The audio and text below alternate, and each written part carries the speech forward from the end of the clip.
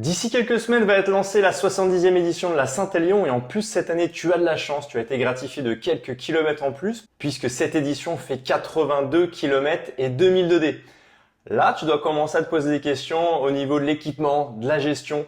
Qu'est-ce qui va être compliqué sur la Saint-Élion? Tu l'as bien compris, hein. C'est pas forcément le ratio D plus kilomètres, c'est pas forcément non plus la technicité du terrain. Tu auras quasiment 50% de route pour 50% de chemin forestier. Mais par contre, ce qui va poser problème sur la Saint-Élion, c'est le climat.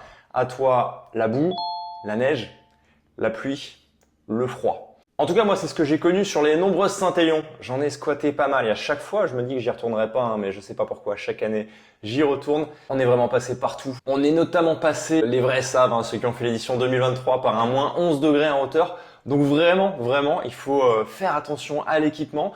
Tu te décideras d'ailleurs certainement que la dernière semaine sur ce que tu vas porter.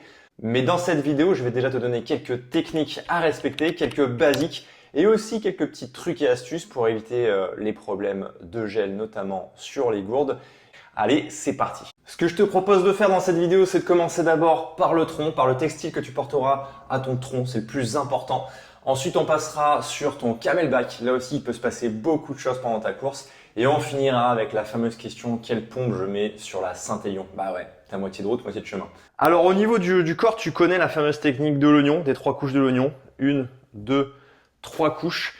Moi, habituellement, j'ai pour réflexe de mettre que 2 couches. En fait, s'il fait entre 0 et 10 degrés, pas nécessaire d'avoir 3 couches. Donc je garde exclusivement un petit haut Mérinos manche longue et la veste Simal Storm Pro 3. Tout simplement parce que la laine Mérinos, c'est quand même une laine qui réchauffe bien, qui laisse bien respirer.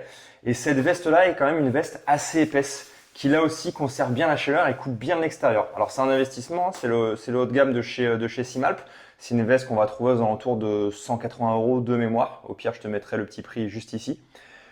Mais c'est franchement un matos qui bouge pas. J'ai fait plein d'ultras avec, que ce soit la Saint-Élion ou des ultras montagnes. C'est vraiment un matos qui ne bouge pas et qui est très efficace vis-à-vis de la pluie et du froid. Pour les éditions plus froides, parce qu'il y en a eu, notamment je te l'ai dit, l'année dernière on a atteint les moins 11, là la technique de l'oignon va s'appliquer. On va partir du coup avec une couche intermédiaire qui sera en technique, là aussi manche longue, et qui sera plus ample que la couche en mérino qui sera elle collée à ton corps. Tu peux également passer à la version au-dessus en laine mérino. Il y a une version chez Simalp qui est un peu plus épaisse et qui tient donc un peu plus chaud. Et là, je peux te dire qu'avec cette première couche-là, cette deuxième couche, plus la veste par-dessus, tu arrives à te créer une petite maison dans laquelle tu arrives à rester à peu près au chaud, au moins dans ton jus. Et tu verras que si jamais tu gères bien tes pauses, on y reviendra après, si tu gères bien tes phases au ravito, tu arrives à éviter que le froid ne te pénètre trop. Je te garantis pas d'avoir chaud, c'est impossible. Quand il fait moins 10 degrés pendant plus de 10-15 bornes, tu n'es pas au chaud. Mais par contre, tu évites que le froid te pénètre trop. On enchaîne avec le camelback. Alors là, on va reprendre la veste parce que tu vas le voir. J'ai pris une veste ici qui est en L. Habituellement, je mets plus du M. Pourquoi L? Tout simplement parce que ça me permet de mettre ma veste par-dessus mon camelback. Alors tous ceux qui ont des vestes qui sont ultra slim, c'est à la mode en ce moment parce que c'est vrai que ça fait un peu plus propre, ça évite de faire un peu en mode sac poubelle sur soi, mais tu pourras pas mettre ta veste par-dessus le camelback.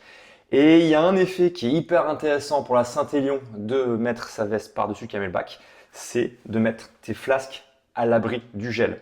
Le gros problème qu'on peut avoir sur la Saint-Élion, c'est que ce petit bouchon-là prenne le froid et tout simplement gèle. Alors une des méthodes, c'est comme je te l'ai dit, de le mettre dans ta veste. C'est franchement la méthode la plus simple et qui te prend le moins la tête. La deuxième méthode, ça va être à chaque fois que tu bois, de souffler dans ton bouchon pour évacuer l'eau du bouchon, ce qui évitera à peu près le gel ou deux de plus. Et enfin, la dernière méthode, quand tu as quand même fait geler tes bouchons, c'est de s'arrêter au ravito de la Saint-Élion et de tremper ton petit bouchon dans de la soupe, dans du thé. Ils ont même mis des fois des saladiers avec de l'eau chaude dedans, c'est bien pratique. Je conseille d'éviter tout le bazar là avec les couvertures de survie ou l'aluminium où tu entoures tes flasques, t'en mets sur ton bouchon. Déjà parce que cette bousille couverture de survie, parce que au bout de 3, 4, 5 heures, le bordel ce sera n'importe comment. Encore pire quand tu auras fait une recharge. Bref, c'est du système D qui fonctionne pas vraiment. Dans la même idée d'avoir ton sac à l'intérieur de ta veste, ça te permettra de garder tes petites barres molles et facilement assimilables. Le problème avec le gel, c'est que ces trucs-là, avec du moins 5 degrés, ça devient du bois, tu vois, ça fait plus ce bruit là. ça fait ce bruit-là. Et ça, pour le mâcher, c'est vraiment insupportable. Donc vraiment, la veste par-dessus, c'est tout simple, c'est tout bête, mais tu te sers de la chaleur de ton corps pour préserver l'intégralité de ton hydratation et de ta nutrition. Et ça, c'est hyper important sur la Saint-Élion. De la même manière, pour te préserver du froid, tu ignores pas le fait que c'est par tes extrémités que tu perds le plus de chaleur. Tu peux partir sur le classique bonnet et bœuf. Très franchement intéressant, le bœuf, il va te permettre en fait de fermer au niveau de ton cou les entrées d'air froid et surtout d'éviter que l'air chaud ne remonte et ne parte trop facilement. Ça te fait vraiment du coup une petite cabane dans laquelle tu t'emmitoufles et tu essaies de garder tout ton chaud. Moi, je suis plutôt un inconditionnel des casquettes. Donc, ce que j'avais fait l'année passée, la dégaine n'est pas folle, mais j'avais mis un chèche sur ma tête, par-dessus lequel j'avais mis ma casquette. Ça fonctionne également très bien. Essayez de cacher vos oreilles dans tous les cas, parce que c'est ce qui prend le plus cher sur la Saint-Élion. Au niveau des gants, moi, j'étais parti sur des gants Verjari, parce qu'il y avait le côté waterproof. En fait, il y a une membrane qui est glissée à l'intérieur des gants et qui te protège tout simplement pendant un petit moment de la flotte. Je dis un petit moment parce qu'au bout de 3-4 heures de flotte, t'as beau faire ce que tu veux, ça passe au travers.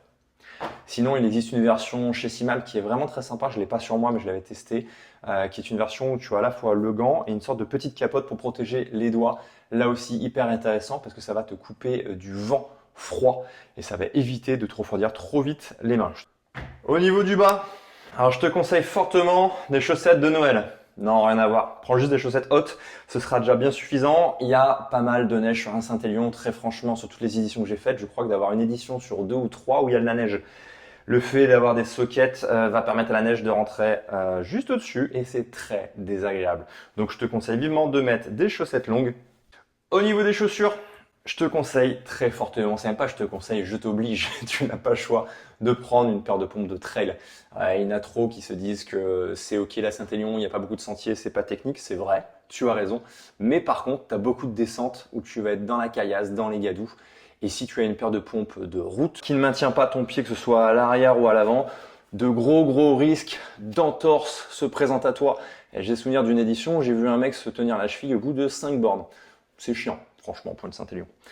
Alors moi cette année, je vais pas faire un grand format, je vais faire la Saint-Et Sprint. Je porterai quand même ces chaussures-là, et chaussures que je conseille également pour la Saint-Élion.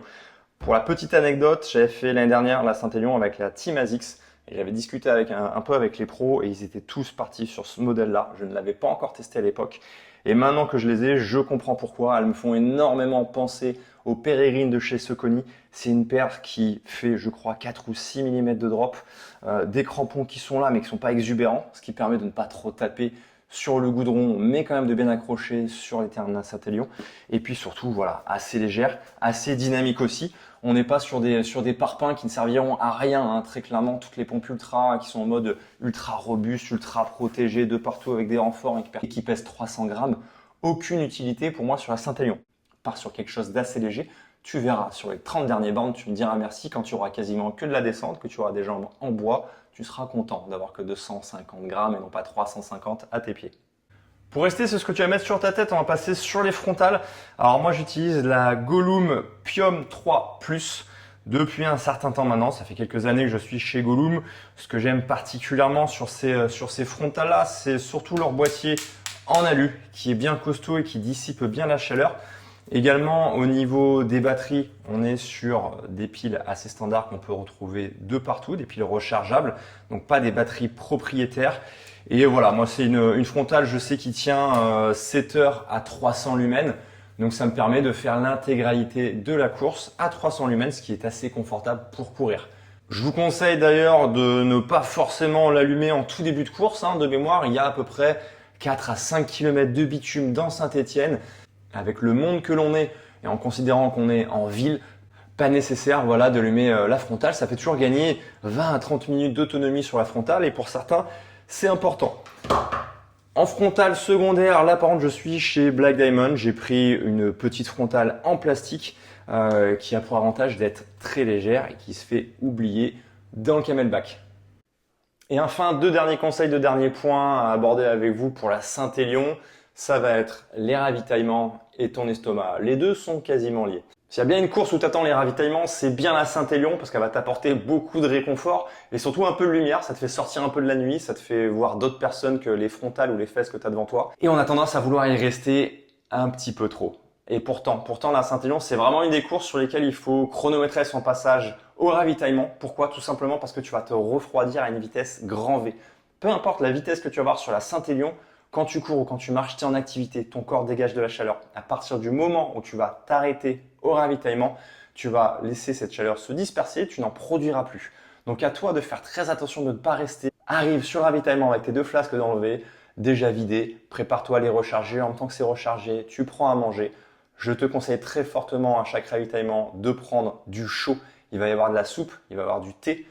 Prends-en. Franchement, ça peut te sauver la course. Ça va te rapporter de la chaleur à ton estomac. Et si ton estomac, en plus de plus avoir énormément de sang à cause de l'effort, est froid, tu t'exposes à des problèmes gastriques. Et les problèmes gastriques, tu sais où ça t'amène? Ça t'amène dans les chiottes en plastique qui sont juste après le ravitaillement. Et ça, vraiment, sur la Saint-Élion, il y en a un paquet qui finissent dedans. Parce que tout simplement, ils ont soit mal protégé leur ventre du froid avec leur équipement, ou à cause de la pluie, de l'eau et un arrêt trop long au stand, le froid s'est déposé sur le ventre. Et là, c'est fini. Donc vraiment, abuse de cette soupe et de cette tisane, ça peut te sauver ta Saint-Élion. Écoute, je crois qu'on a fait le tour. En tout cas, je te souhaite bonne chance. Tu n'auras très probablement plus du tout envie de refaire cette course une fois que tu seras arrivé au Halten Garnier. Mais regarde, on y retourne chaque année, donc c'est qu'on aime ça. C'est que cette course est quand même magique. C'est une des rares courses comme ça où tu peux partir en pleine nuit avec cette colonne de frontale qui te suit quand tu te retournes. D'ailleurs, pense à te retourner, peu importe le chrono que tu vises, ça te prend 2 secondes. C'est vraiment magnifique. Éclate-toi, prends du plaisir. Et je te dis, rendez-vous le 30 novembre sur la ligne de départ. Ciao! Et si tu as des questions, n'hésite pas, la zone commentaire, ça sert à ça. Allez, à très vite.